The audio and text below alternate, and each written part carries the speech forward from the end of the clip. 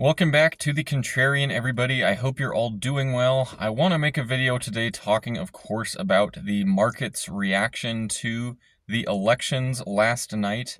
There's just a lot of reactions and perhaps some overreactions in the markets right now. And, of course, the election came and went.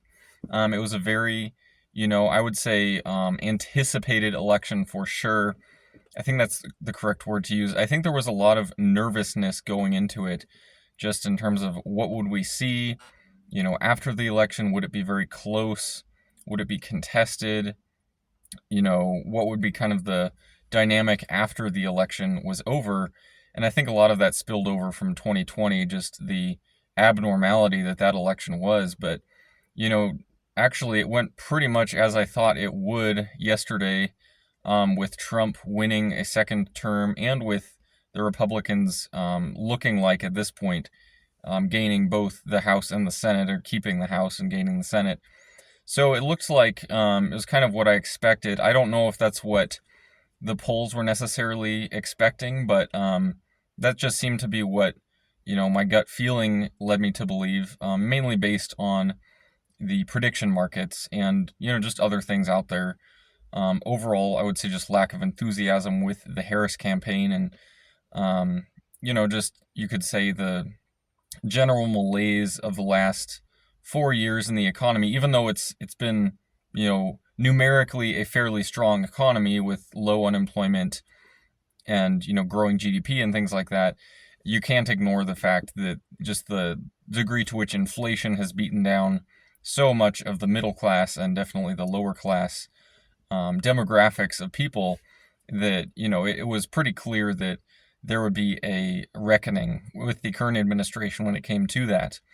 So of course, that didn't really catch me by surprise yesterday and last night, seeing the results come in. And I was actually up fairly late because I did actually work as an election judge in the county where I live.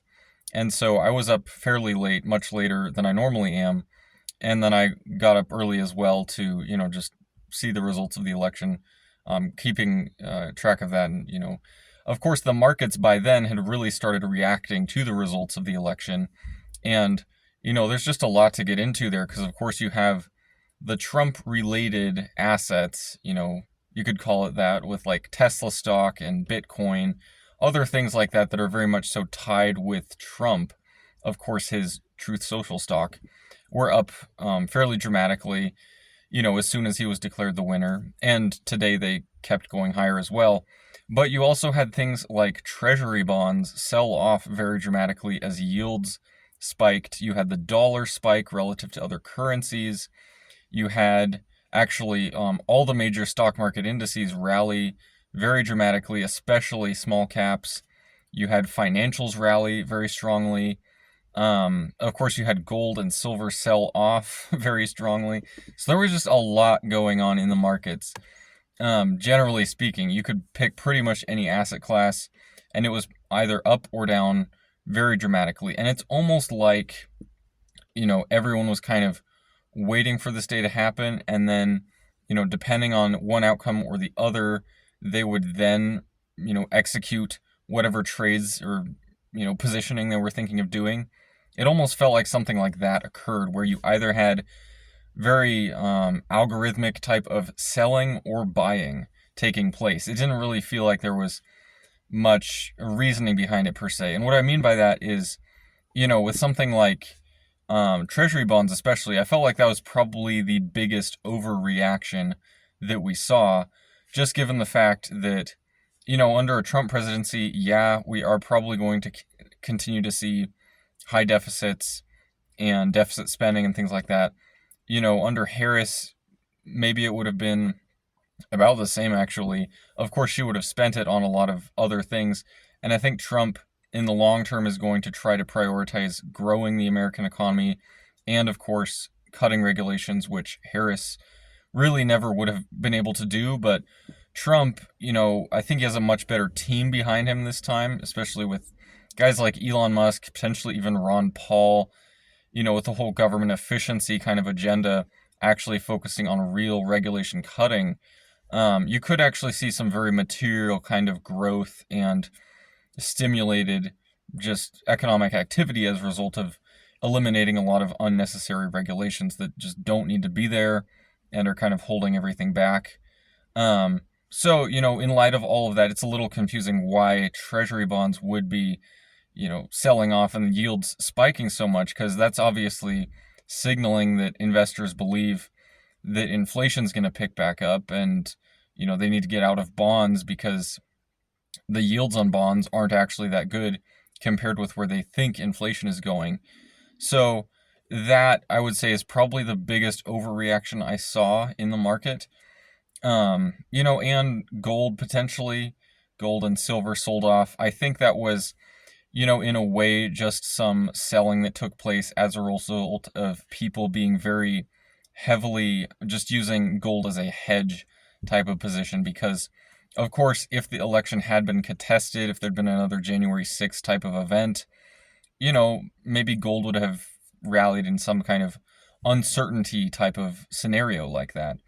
Um, but, the reality is, I think the bull market in gold and silver are still intact.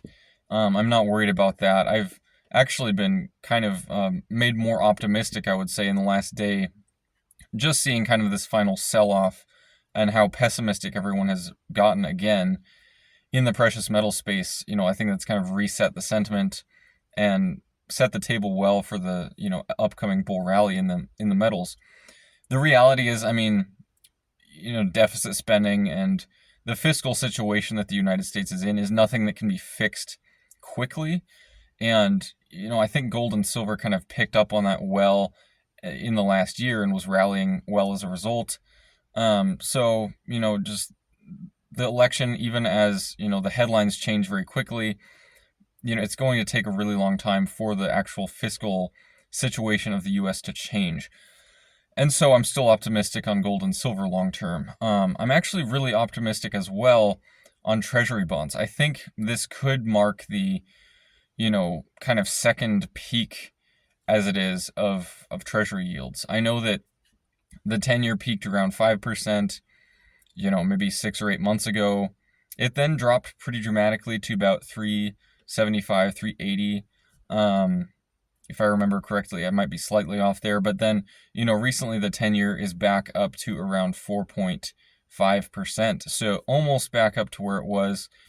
It could go a little higher, as the results of the election kind of continue to have an effect, as it were, a short-term effect, I think. But, in the grand scheme of things, inflation is actually still trending downwards. It is now relatively low again. I know that a lot of people might disagree with that. And of course, the effects of inflation and the effects of higher prices are definitely still being felt by consumers. I'm not saying that they aren't, but, looking where inflation was, where it is now, and the direction it's headed, I'm actually very optimistic that President Trump, in his upcoming second term, inflation's kind of going to be a rearview mirror story for him, or concern, I should say.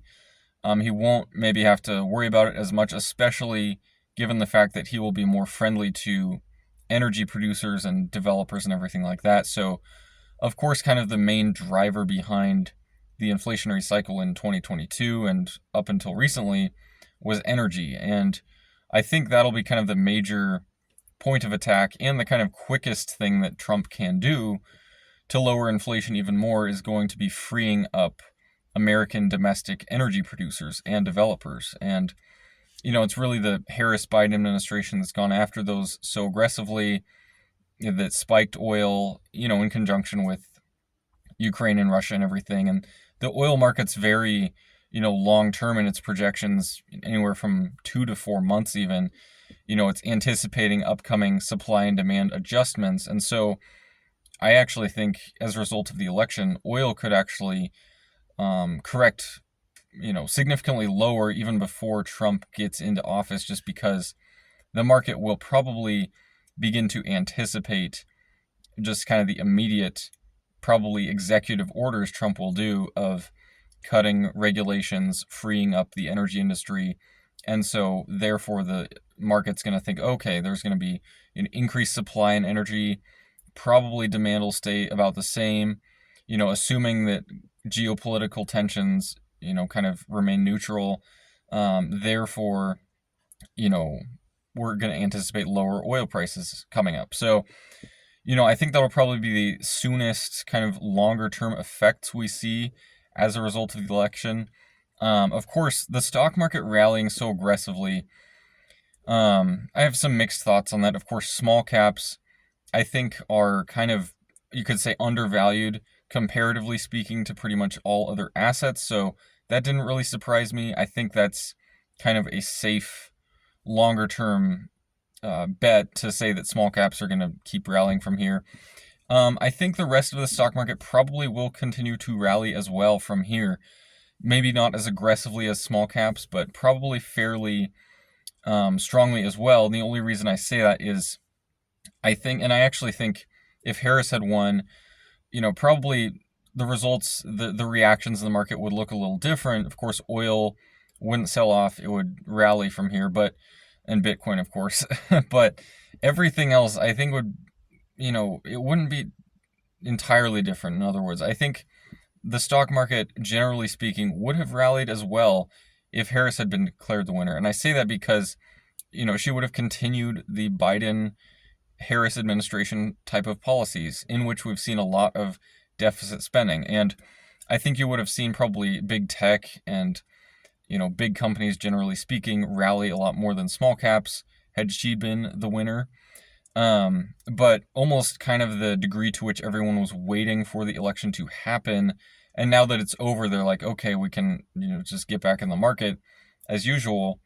I think that would have happened in either scenario. So, maybe in some ways that's kind of why we saw such big reactions in the market, but I think a few are, tied in with Trump specifically, of course. So, all that being said, wanted to make this video just discussing, of course, the elections, effects of the election on the markets. I'm really optimistic going forward into Trump's second term. Of course, like I mentioned, I think he has a much better team set up around him. I think he can, if he, keeps his promises and everything like that, if he doesn't, bring in people who kind of, failed him previously in his first term, I think he could have a fairly successful second term. I obviously hope that he does. If Harris had won, I would have hoped the same for her as well.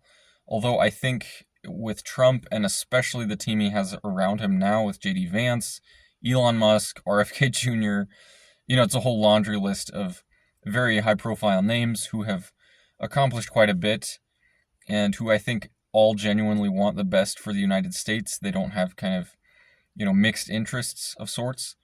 There might be some bad apples in there and some who don't, but I'm hopeful, optimistic, of course. And, I'd love to know what all of you think about this in the comment section below. Love to know all of your thoughts, and I hope to see all of you again at some point.